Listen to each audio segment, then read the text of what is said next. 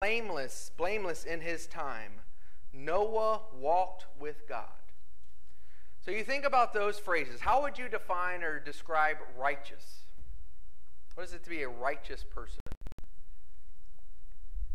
What do you think, righteous people? Godly. All right? And godly. What else? Anything else come to your mind? Selfless. Trustworthy. Holy. Right? You're choosing or doing things or acting in accordance to God's will. We'll see as we go forward. It says he was blameless. That doesn't mean he was perfect. Blameless. He was a man of, as we're talking about tonight, integrity. He was a person of integrity. People knew what kind of man he was, specifically and more importantly, God knew what kind of man he was. And then the most interesting piece, walking with God.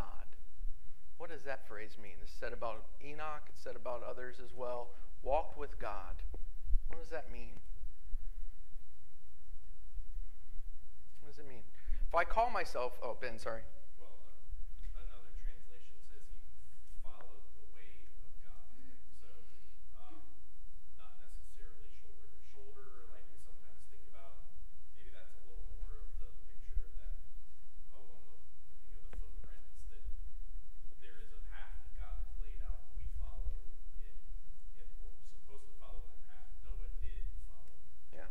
It's this devotion. So you think about, if I can say I'm righteous and I'm blameless, the walking piece is the proof. It's the idea of me and my actions. So Noah can call himself righteous. It's different when God calls you righteous, obviously. But Noah could be said he's righteous. He could say he call himself blameless. I have integrity.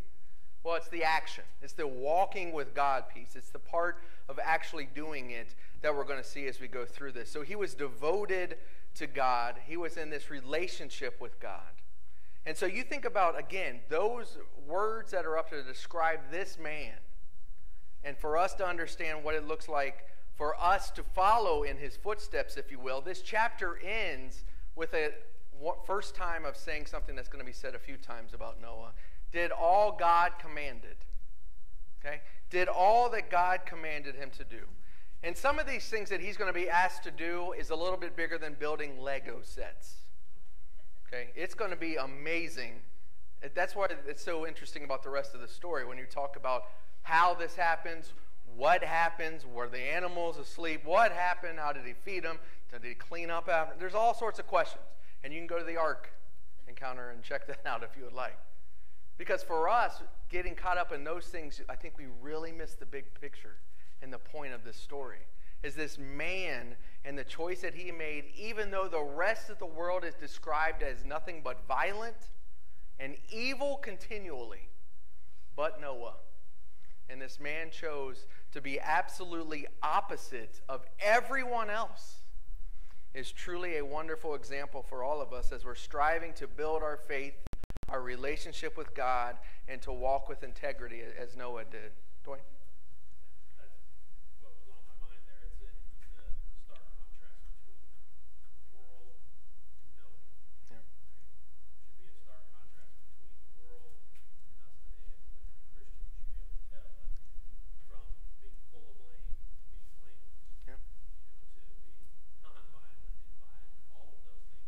It's always a stark contrast. Yeah, I think it's an important part of this story. It's not that Noah was like, I want to be so different than everybody else. Like when I was young, I always talk about goth. That was like a big thing for some people. I just want to be so different than everybody else. Noah didn't care necessarily about why other people were choosing what they were choosing. He wanted them to be on the boat. We'll talk about later. I mean, he wanted to save them. But the reality is this has everything to do with his relationship with God.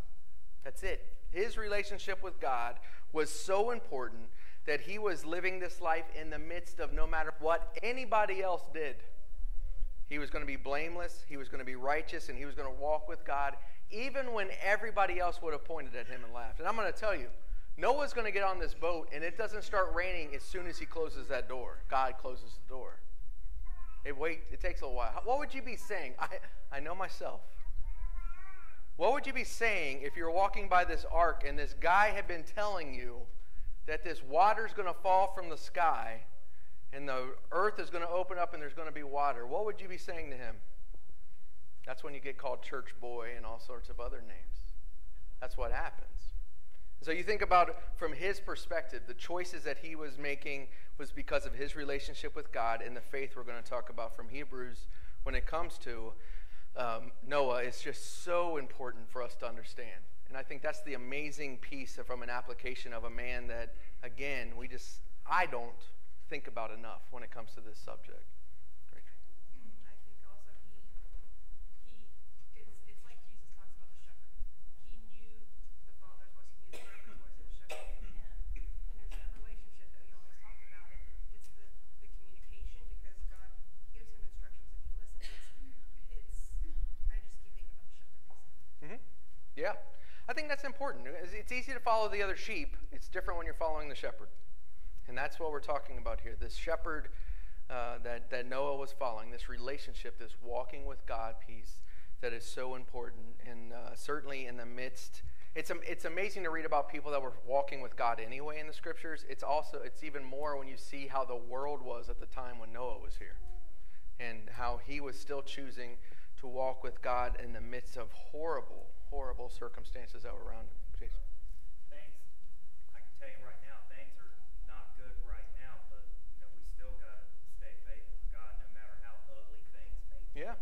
And I can tell you, sometimes it may seem like things are real ugly, but God didn't say anywhere in the Bible it would be fun and games. Yeah. You're right. That's the well, this can get into a whole other subject, but that's the reality. This is what you do to preachers. You get people going. That's the reality of when you start thinking about or focusing on the darkness. We're so good at that. For Jason or anybody else to say, the world's dark, did anybody go, what? We know, right? Jason, you know. We all know. It's dark. And that was before yesterday. It's dark. We know it's dark. The reality for all of us is we are called to be the lights. It doesn't have the lights, hey, go see how dark it is. Let your light shine. Be blameless. Be righteous. Walk with God. Do what God has commanded you to do. And have that relationship with him. So you're going to save your household. That's the amazing thing as we get into Hebrews in just a minute. The beautiful description of him, of Noah, and why or how, what becomes of his choices and what happens with his household. Ben? I just think it's worth pointing out with the idea of blameless. I know I have a tendency to kind of jump to perfection and things like that when we read about it, but it didn't say that he was perfect. It didn't say that he was sinless.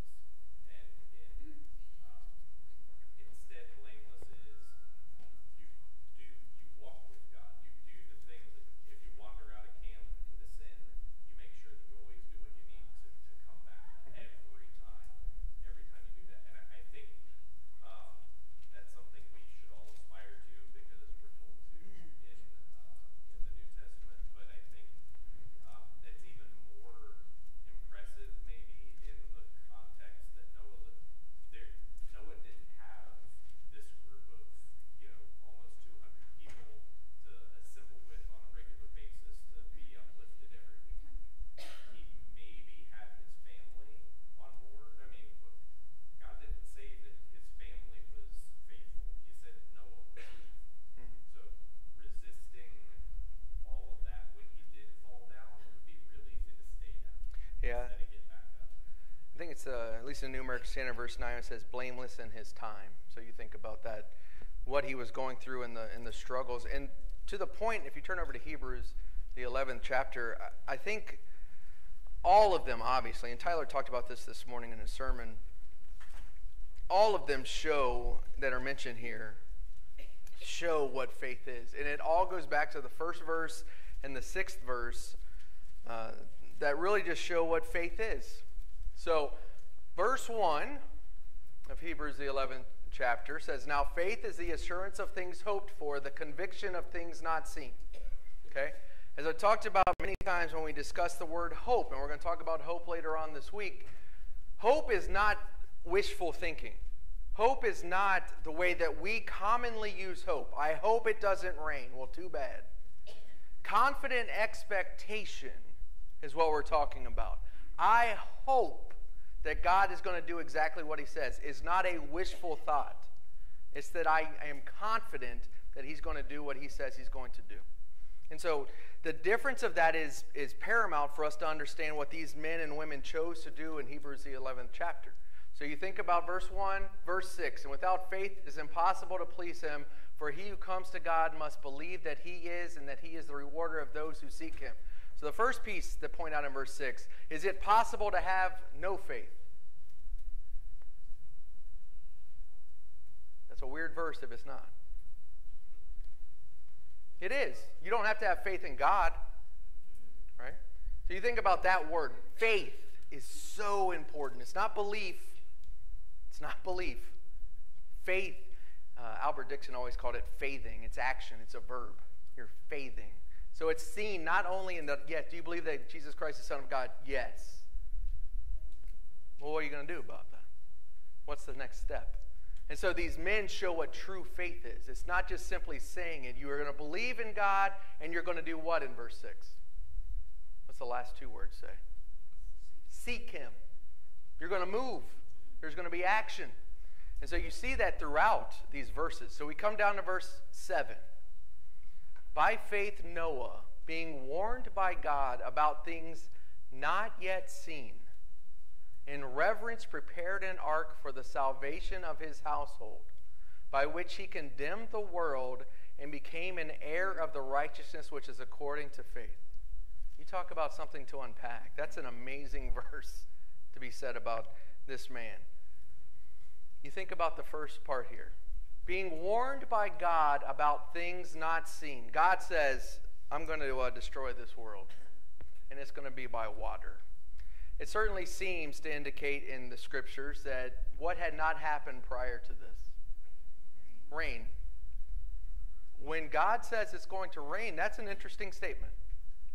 Right? There's no question about that. But certainly, even if it has, let's just say it had rained. We've never seen rain like Noah was going to see rain. And we certainly weren't going to see the oceans or the seas open up and water coming out to the point that the water is up to what? Or above what? The mountains. None of you have seen that. That's how much I am confident. Not one of you have seen that. Noah did. Noah, well, he was alive at least when this occurs. So you think about that perspective. You're going to do things that have not yet been seen. Have we been told the same, by the way? Yeah, it's interesting. Jesus is going to use this. We'll come back to Hebrews 11 in just a minute. But over in Matthew 24, Jesus is answering a couple of different questions. And the destruction of Jerusalem is being discussed. The end is being discussed. And in both situations, he's going to use Noah, which is a tremendous example, obviously, to use to make this point. But he makes the point in verse 36, of that day and hour no one knows, not even the angels of heaven nor the Son, but the Father alone. For the coming of the Son of Man will be just like the days of Noah. Verse 38, for as in those days before the flood they were eating and drinking and marrying and giving in marriage until the day that Noah entered the ark. And then this verse just catches me. And they did not understand until the flood came and took them all away. So will the coming of the Son of Man be. I brought up the ark earlier. If you go to the Creation Museum, this is when it really hit me, and I've talked about this before. They have a little model. I don't know if they have this anymore or not. They have a big one. They had this little model, and there were people, model of the ark, and they had people that were scratching at the side. They had people that were up on little rocks, little areas, and they were looking over, and it looked like they were yelling at the boat at that point. But what happened? Did that do any good for them? It was too late. They did not understand until the flood came. There is no question that the day of judgment is going to be just like that. They did not understand until the trumpets sound. That's the dangerous piece. That's the part that Jesus here, God, in various places, like 1 Thessalonians 5, is telling us, you need to be ready for this. You need to understand. I'm telling you about something that has not yet been seen. This is what's going to happen. So just like Noah, I'm just like Noah. I'm blameless. I'm walking with God. Really? Then we need to understand that you've been warned by God for things that have not been seen.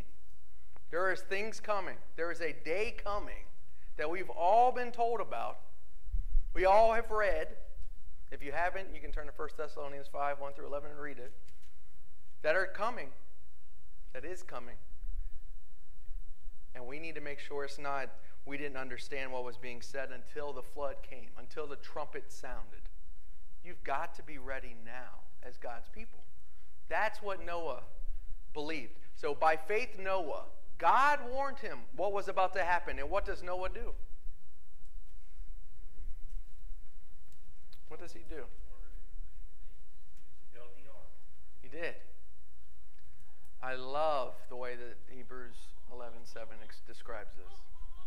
This shows us what truly is important when we talk about God. So the first thing that's going to be mentioned is reverence. In reverence, what does he do? What's that next word after reverence? He prepared. There's an interesting point I think that we all need to understand. When we are talking about God, God warned him of what's coming. It says, Noah in reverence prepared the ark. So how do we make application of that to us today? Rachel? So it says that he did all that God told him to do. And I think he did it with humility. I think that's what that means. He was honoring God by obeying God. He wasn't going, hey, look at me. I'm better than you. God talked to me and gave me a plan and not. Yeah. So he's not, the attitude that he has of humble submissiveness to God. God says, hey, listen, I want you to build this ark. You're going to make it this big. You're going to have to use this wood. There's all these points that he makes, tells him he needs to do. And Noah was like, oh, there's a lot more oak trees here. Right? That's what Scott might do. Now, Scott would say, I don't know what a tree, different kind of tree would look like. Gopher. Right? So you think about him.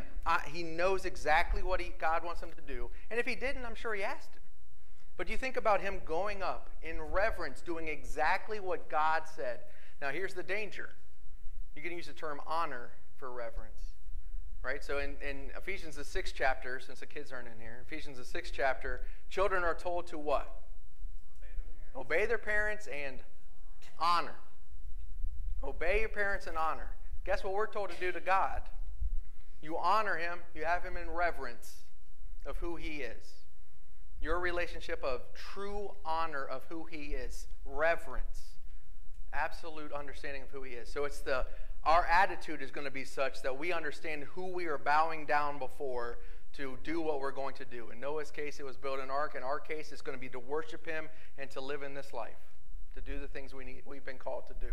He prepared. It wasn't that he said, you know what, God, I truly believe that that's exactly what you want me to do. You are the almighty God.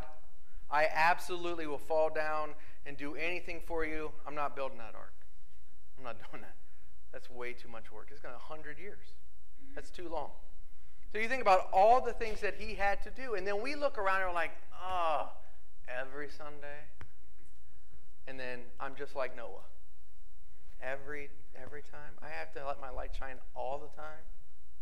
Even at work. What if people point at me? That's the problem that we have so often, is that we are looking at the people rather than truly understanding the reverence and the preparation that people that God is striving to have relationship, well, all of us have relationship with, but it's the attitude that we need to have as we're serving him. Because what does it lead to in this situation? Salvation. Salvation for his household. It is amazing, that verse to me. That piece of it. In reverence prepared an ark for the salvation of his household.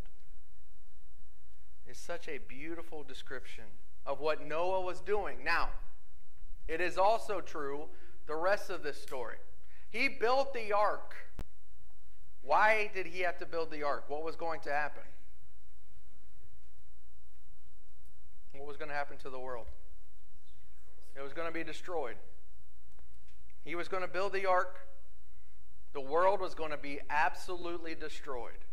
It needs to be understood that when, as children of God, in 2 Peter, the 2nd chapter, in verse 5, he's described as a preacher of righteousness.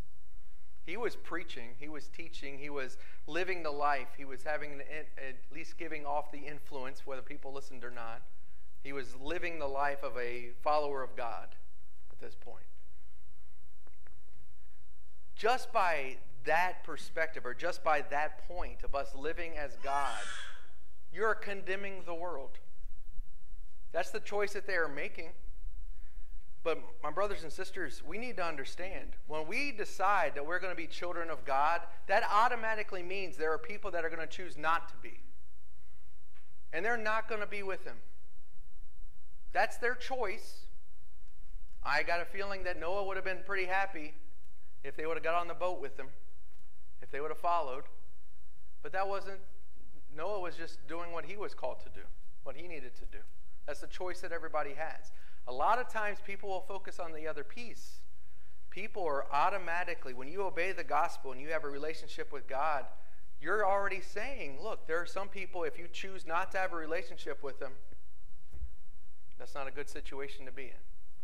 He was condemning the world. They were not going to be what they needed to be. They were not going to have a relationship with him. And what does it make Noah in this situation? An heir of the righteousness. An heir of the righteousness.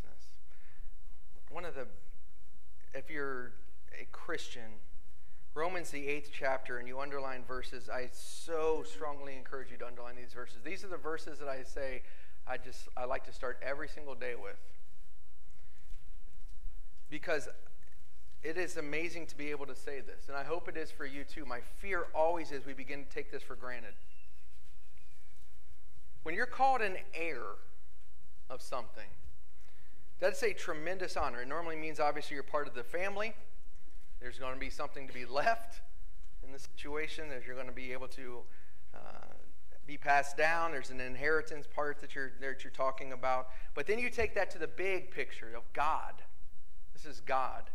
And God sent his son, and he died for us to save us. Okay? So we have the remission of sins. That's what we're talking about. But then he said, I want you to be my children.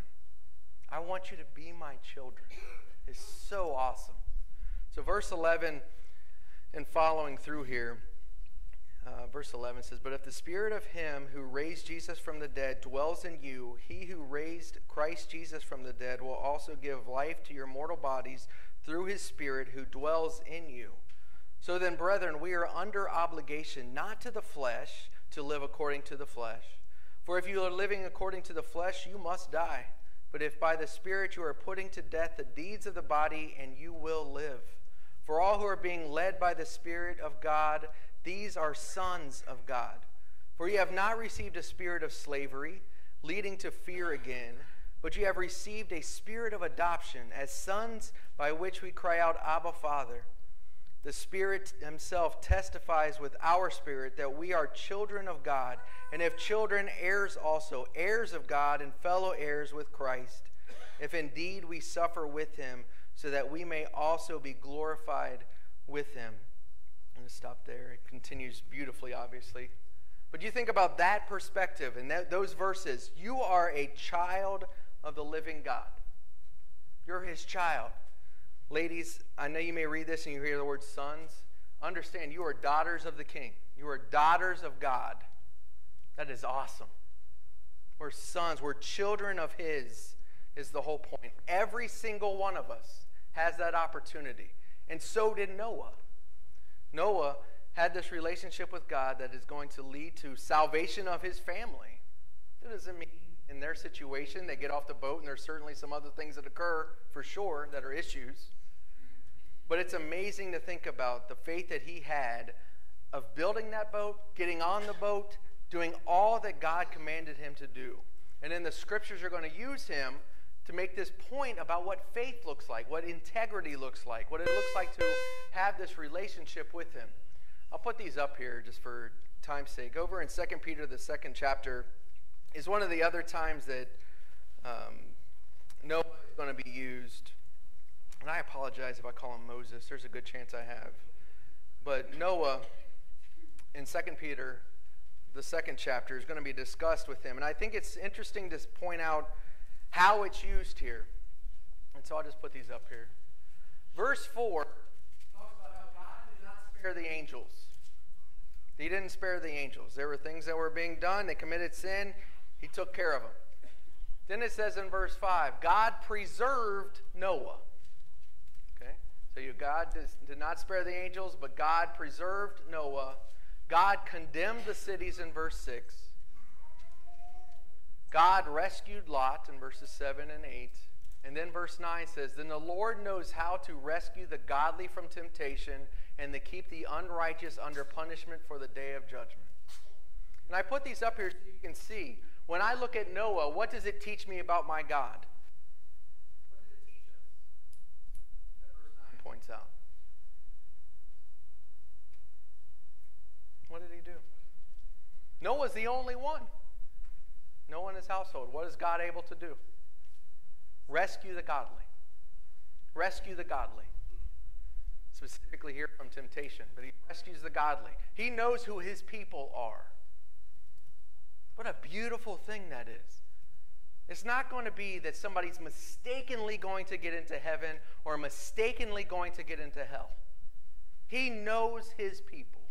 He knows his children. We need to make sure he's our Father, that we have a relationship with him, but we can be absolutely confident in who he is. We need to make sure that we understand that part. That part's done. He is absolutely 100% knows who you are. And the relationship that he has or wants to have with you, just like he did with Noah. There's important lessons I think that we can learn about God as we're coming to the end. The first one is sin is going to be judged. It must be judged. You can read the stories, and people do all the time, read the Old Testament, and they're talking about sin is going to be judged. Period. God uses Israel to go into Canaan to judge the people that were in there. Sin is going to be judged. It's also going to be judged in our time. On the day of judgment, it absolutely will be judged. But the amazing thing about God, even in the midst of this situation, is that he is merciful. He didn't say, they're all bad except for a couple. Let's just kill them too. Is that what you would have done? If you had 100 sheep and you lose one, what are we going to do? Now, you know the rest of the story because you know what the Bible says. But what are you going to do? 99 is pretty good. That's not bad. When you think about, I've always talked about, my dog jumped off the roof one time. And Jamie came home, and I told her I've about spent all the time I'm going to looking for this dog. Now, my neighbor found her, thankfully. But my neighbor found the dog. Well, my time was up. That's it. It was over. Nap time for me. God doesn't stop. He's continuing to look. He's the Father looking at the prodigal. He's continuing to look. There's coming a time, though, that that's going to stop because of the end. But it's important for us to understand he's always looking. He's always striving to have that relationship with us. And he always is going to do what he says he's going to do. It absolutely is going to happen. The key for us to understand is the God that you read about in Genesis, the 6th chapter, is the exact same one we're going to deal with today. As we're coming to the end, let me just put these up again. I hope you understand the amazing power that we have of free will. Free will is so powerful. Free will is what got mankind in that position. It was the choices that were made by the people, and it was the choices that Noah made not to do what the other people were doing. That's a tremendous power and responsibility that we have. And we need to make sure we understand that. Your choices absolutely matter. You choose how you walk. You're going to choose how you walk. You can say you love God and never do anything for anybody else, not worship him the way that he wants to be worshiped, not in reverence, and have just a horrible attitude. And you can say all day long you have a relationship with God. It's how you walk. It's your choices that are so important. That's the relationship that we can have with him. And so hopefully as we go through the rest of the next couple of days, we build on this piece. But as we're striving that you see Noah maybe in a little bit different light than you have before, it's just a beautiful picture of what integrity is. So thank you all very much. The kids shall be coming out.